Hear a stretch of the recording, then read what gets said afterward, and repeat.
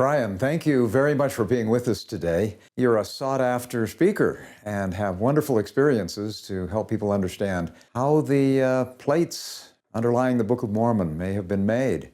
How did you get interested in studying and doing this kind of thing?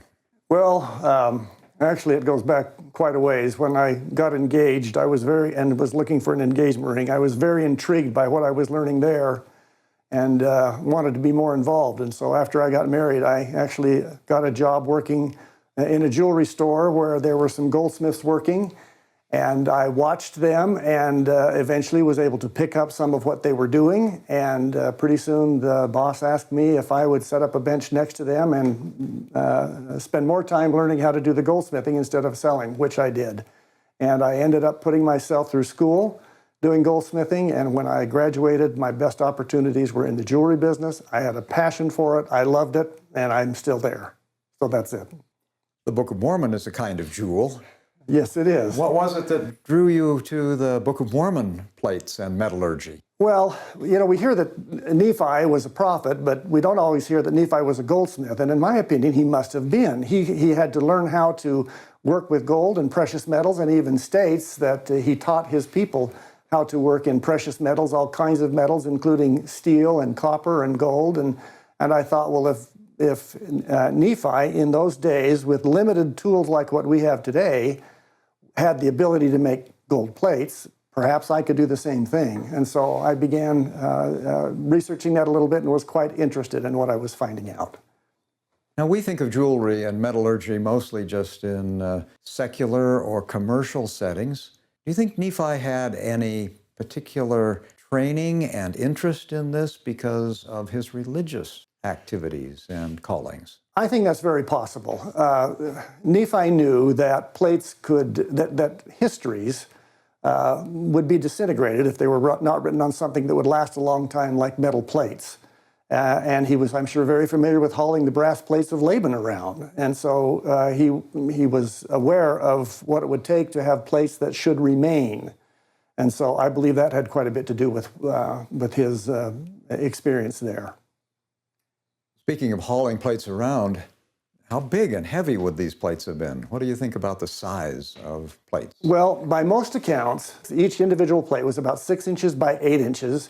And the total number of plates together was about 6 inches. 2/3 of that would have been sealed, 1/3 unsealed. We also know that they were put together with 3 rings, held together as a book with 3 rings that were D-shaped rings. And so that's like a capital D with the plates coming off the straight edge, and you'd be able to turn them over as you would go through them. And I even put together a very small example of what the D-rings were like because there were other benefits to the D-rings. For instance, you could put a rod through those D-rings to help carry the plates around. In addition to, like this, but in addition to that, the D-rings could be folded flat for more compact storage, and wrapping them up in a cloth or putting them in a stone box like Merle and I did, it would create more room by being able to put those D-rings to the side. How much do you think this would all weigh then, put together? Well, once again, there is speculation. If the plates were, in fact, 6 inches by 8 inches by 6 inches tall, and if it was solid, pure gold, it would weigh about 200 pounds. But we know that it wasn't pure gold. There was a mixture of copper in that we will talk about later. It was alloyed to be a lighter weight than that. And then because of the space between, when something is engraved, it creates surface differences so that the sheets would not hold together real perfectly, sort of like what you can see here. These are not extremely flat, and these haven't even been engraved on, but you can see there's airspace there. So typically, it is estimated that the plates weigh between 40 and 60 pounds. And I happen to have brought some 60-pound weights here, and I'm not real strong, but this is only 30. Here's 60 pounds. I can't, I would hate to be running through the fields trying to hide, get away from the Lamanites or protect my life and the plates with hauling this much metal around. So I have a great respect for those prophets that were protecting the plates and making the plates, including the prophet Joseph. And I'm sure they were a lot more buff than I am. They would have had to have been. Many of us have wondered what were the plates made of. There's been some speculation that they only had the appearance of gold, that they maybe were not gold, but they looked like gold, but we aren't sure. But when Moroni first appeared to the prophet Joseph in his bedroom and described to him that there were some plates, he said there was a book deposited written upon gold plates. So I'm assuming that Moroni knew what he was talking about and perhaps had been involved in making some plates. I'm not sure. So we know the plates were gold. But were they pure gold? Nowhere in the Book of Mormon is it stated that the plates were pure. We know that the 24 jaredite plates were stated to have been of pure gold. But nowhere in the Book of Mormon are the Nephites' plates or Mormons' plates. And based on the estimated weight of 60 pounds, there is no way the plates could be solid gold, or pure gold, I should say. We even know that Joseph Smith's brother William specifically said that the plates were made of a mixture of gold and copper. We don't know how he found that out, but that was a statement he made. There was a serious investigation done about 65 years ago by Reed H. Putnam of Evanston, Wyoming. He was a blacksmith and metallurgist, and he observed that in antiquity there were only two colored metals. They were gold and copper. And when mixed together, they produced an alloy that the Spanish conquistadores called tumbaga. Tumbaga is composed mostly of gold and copper. There might be some trace metals in there as well, some other ones, but tumbaga was widely used in the pre-Columbian cultures of South and Central America to make religious objects. And like most gold alloys, it was extremely versatile. It was very easy to work with, to cast. It could be drawn, it could be hammered, it could be gilded, it could be soldered, welded, it could be hardened, it could be softened, and it could be engraved upon, of course, and polished. Interestingly enough, when the gold and copper are mixed together, the tumbaga has a lower melting point than gold or copper, which would also make it easier to work with. It is actually harder than copper itself, but it would maintain its softness or malleability, workability after it was created.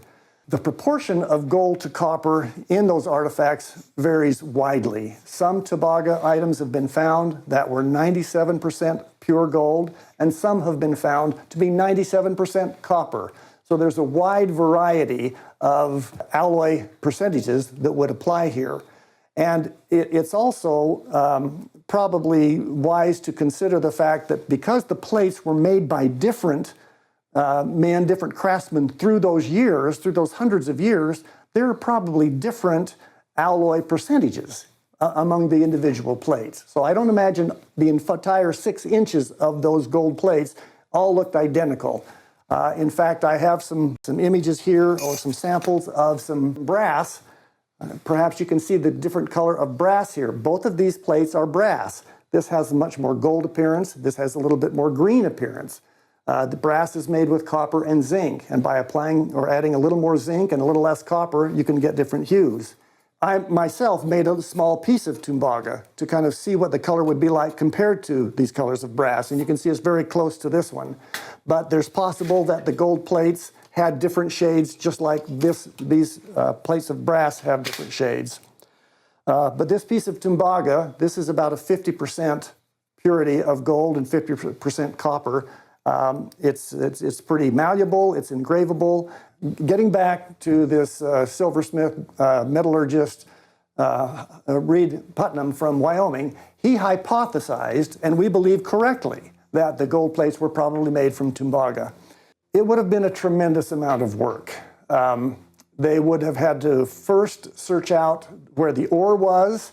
The ore would then need and mine that, and then it would have to be gathered. It would be crushed. It would be smelted, and that requires almost 2,000 degrees of temperature. So they probably had bellows with their fires, and I can't imagine what they had to do to get that temperature up to 2,000 degrees to smelt or melt this metal together. Once it was molten or melted, they would add copper to it to create the tumbaga, and then the metal would be poured out on some kind of a flat surface that would not burn when the molten metal was there, and it would at that point need to be worked into plates by pounding. They don't have the equipment that we had.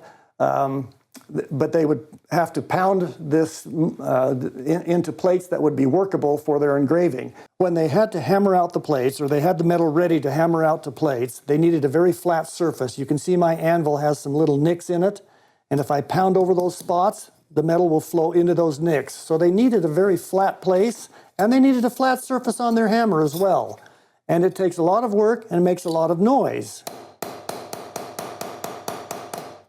This is some plate, some copper plate that I obtained in the form of a plate, and all I'm trying to do is I pound it to make it wider and bigger and also thinner.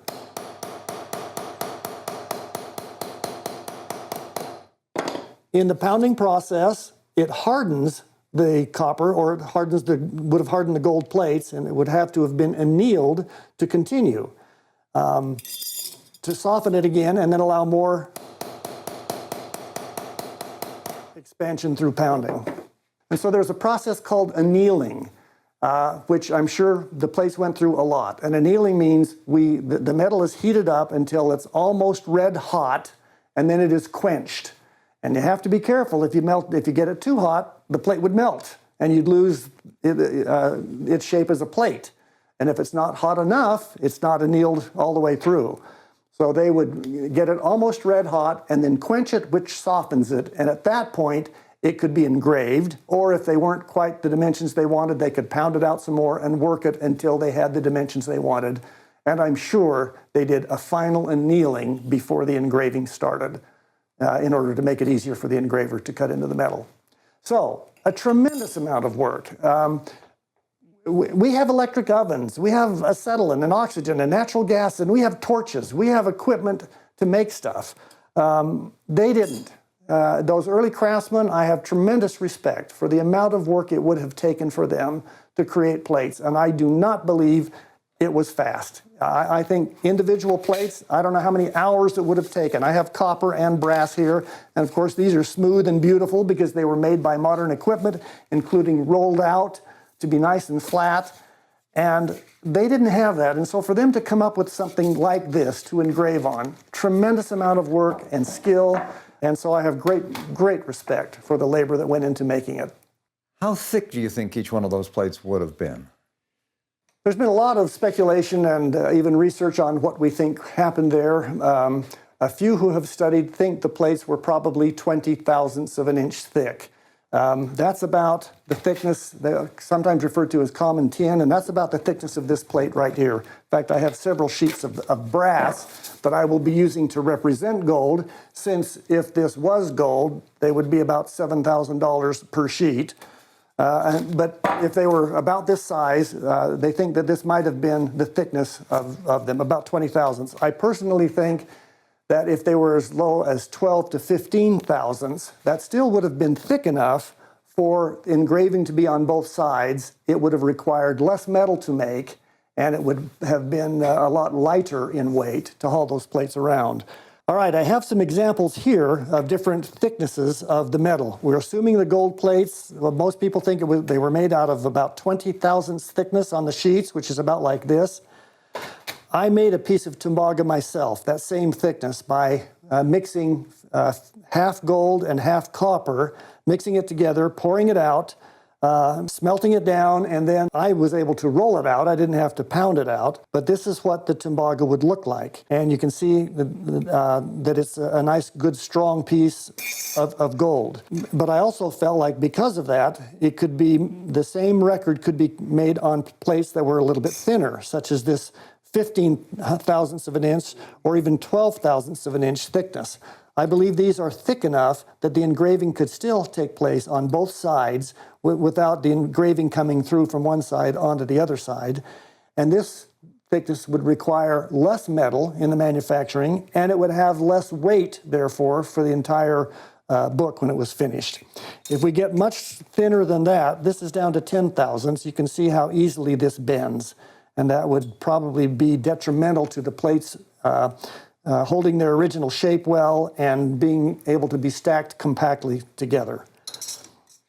Because of all the work that was involved, do you think that enhanced their appreciation and value of the plates? That they treasured these plates and protected them, knowing what they had what was involved in making them. I would certainly think so. I would believe that they had a significant respect for the physical plates themselves and an immense respect for the record that was kept on them. I mean, again and again, the Lord told them the importance of preserving these, and we know that they went to great lengths to preserve the plates so that they wouldn't be stolen by the Lamanites many of the times, or they wouldn't be left behind as they were trying to escape or run or whatever. They were hidden up several times. We know that they had great respect for the record that was there. And even in Jacob mentions the difficulty of carving, of engraving, how difficult it was to engrave on the plates. But they did it because it was a commandment. I can't help but think that they had tremendous respect for the physical book as well as the record on the book, on the plates. You've used the word engrave. How's that different from, say, scratching? Well, engraving typically requires a very sharp tool that is, in fact, we use a very small V-shaped knife, and the knife digs into the metal and actually carves out a little piece of the metal. In fact, in the engraving process, there are little bits of metal left behind, little slivers of what would have been gold left behind, which I'm sure they gathered up to use in future plates. And that makes the character etch into, or it looks like it's etched into. There is a depth to it. If a stylus is used, or something like an awl, that would scratch the surface, but an awl will, as you draw it across the metal, will slightly spread out a groove, but not a deep one at all compared to the carving. And I've done some scribing on this because I am not an engraver, and you have to get the light just right to be able to see what it was, and I don't think they had to do that. Besides, there are about 20 references in the Book of Mormon to references of engraving. Sometimes the record is called the engravings. So I'm fairly certain that the plates would have been engraved, not just scratched or written with an awl or a stylus. They would have had to use a cutting knife, an engraving knife, a sharp tool, and those, again, that takes tremendous strength to be bent over something and pushing on it and trying to dig out these little figures. And if a mistake is made, they have to do some pounding on the metal to try to get the metal to go back where it was originally and not mess up other engraving, and then continue. And in engraving, it would be very easy to slip and make mistakes, and those mistakes would have to be corrected before they go on. So there are a lot of images of goldsmiths or prophets working on these gold plates. You can see on some of these images how strong these craftsmen must have been. And so when it comes to engraving, this brings us back to our earlier discussion of tumbaga. Tumbaga can be treated with a simple acid like citric acid, which can dissolve the copper off the surface, off the top surface, and leave a shiny layer of pure gold on the top. And as part of their engraving, what they can do, this process is referred to as depletion gilding. But if the dissolved copper leaves behind this thin layer of pure gold, the craftsman might only have to carve through that thin layer of gold a little bit into the harder copper underneath. And that would make the engraving just slightly easier, but perhaps more importantly, once the top thin layer of gold is removed, it would expose the copper tumbaga underneath. And there they could use citrus acid again to eat away a little bit more of that, and over time that would naturally darken, or they could treat it so that the characters were darkened and be more legible, more readable that way, by exposing the copper under this top layer of pure gold. In the Book of Mormon, it seems that this was a skill that was handed down within a family or one of the tribes. Do you think that would have increased the likelihood of training and expertise to make this possible In other words, it's not going to be everyone among the Nephites or in the world who could do this kind of thing. I believe that is correct, Jack. I think that this would be a specialty trade. I think that some of the Nephites probably were excellent at working with stone, some working with lumber, but I believe that there would be those who would be trained to work in metals. Perhaps they learned it from their fathers, who learned it from their fathers, who learned it from their fathers. And these skills were handed down, and through the decades of doing this kind of work, little tricks were picked up and learned. Even in my own experience of doing goldsmithing for about 40 years, by the time I was done with this career, I knew a whole lot more. I knew a lot more tricks of how to work the metal than I did in the first dozen or so years, and I believe that would be the case.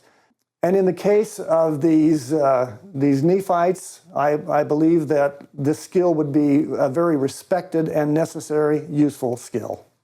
Not just for record keeping, but for making ornaments, for making jewelry, for them to wear bracelets or necklaces. I mean, they would have these same skills to know how to make things out of metal, out of this precious metal. That's why the Spanish conquistadores were so interested in all of this tumbaga, that they could hopefully haul off and melt down and recover the gold from it. Gold is often found in nuggets. How do you take a nugget and somehow turn that into a plate? Well, I happen to have a nugget here. This is a genuine alluvial nugget. That means it was probably found in a river or a stream bed somewhere. And alluvial nuggets like this are typically about 85% pure gold. There are some other impurities in there. And I think it's also very possible that Nephi or some of these craftsmen who were making the plates, when they were out looking for ore, perhaps found sources of nuggets. And I would think that those early Nephites would be much more interested in finding this if they could, because to find this much gold in a nugget, that can happen without a lot of ore or other materials in the metal that would have to be removed in order to make plates. And this would be a fairly easy thing to find. This would not require digging a mine or trying to extract it from the mountains or anything like that. These would be picked up from stream beds and river beds, places where water flows that cuts through the material where the gold is. Perhaps Nephi or those metalsmiths who were trained in this knew how to look for gold and would find nuggets. And once they found nuggets with this higher content, this 85% purity, they could probably just be melted down and pounded into plates. They'd be softer, a little more malleable, a little easier to work with. But also because of the extra weight they would give to the record, I think maybe it was a little easier for them to get nuggets and smelt those down, but they would still add copper to it to reduce the weight and increase the strength of it. These precious metals would have been worth a lot in their world as they are in ours. How much would the plates be worth, in your opinion? Well, that's something that has fascinated me quite a bit because the value of gold has fluctuated so much, but over my lifetime, it has increased dramatically. When I first started into this business in the early 70s, gold was about $35 an ounce, and today it's close to $1,900 an ounce.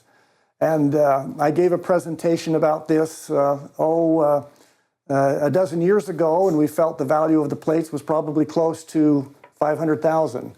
But it will certainly depend on the purity. If the plates, in fact, weighed about 60 pounds, and they were approximately 50% gold and 50% copper, then the value of the gold today would be about $830,000. If they used nuggets like this and made the plates just out of these nuggets, the value of the plates today would be somewhere around $1.4 million for just the gold. However, I think it's important to remember what Moroni tells us about the gold plates in Mormon chapter 8, verses 14. Where he says, "The plates thereof are of no worth, because of the commandment of the Lord. For he truly saith that no one shall have them to get gain, but the record thereof is of great worth." These faithful prophets created the gold plates with great effort, and they labored again with great effort to engrave the spiritual record on them. I am in awe that these engravings were hauled around, created, protected, passed down, hid up and eventually translated by the prophet Joseph Smith and made available to us today. We can easily pick up a copy at the bookstore or almost instantly download it into our phones for free. We should have great reverence for this work, even if there were no engravings on it, because of the labor, the difficult labor just to make the plates. But the Lord said, the record is of great worth, and we can honor those early craftsmen prophets and the prophet Joseph Smith and our Father in heaven by bringing the teachings of the Book of Mormon to our family, our friends, and all of God's children who need to be gathered in these last days. If we do, I believe we are also entitled to the promise, and whoso shall bring it to light, him the Lord will bless.